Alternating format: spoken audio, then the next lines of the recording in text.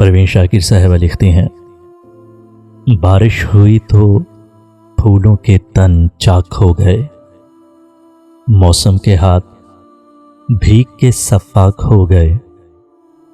بادل کو کیا خبر ہے کہ بارش کی چاہ میں کیسے بلند و بالا شجر خاک ہو گئے۔ جگنوں کو دن کے وقت پرکھنے کی ضد کریں، بچے ہمارے عہد کے چالاک ہو گئے۔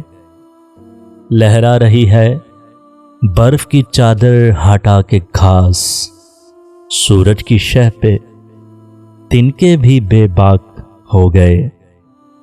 بستی میں جتنے آب گزیدہ تھے سب کے سب، دریا کا رخ بدلتے ہی تیراک ہو گئے۔ سورج دماغ لوگ بھی ابلاغ فکر میں، زلف شب فراق کے پیچاک ہو گئے۔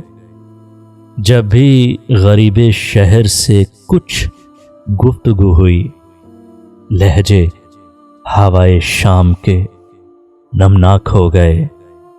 بارش ہوئی تو پھولوں کے تن چاک ہو گئے، موسم کے ہاتھ بھیگ کے صفاک ہو گئے۔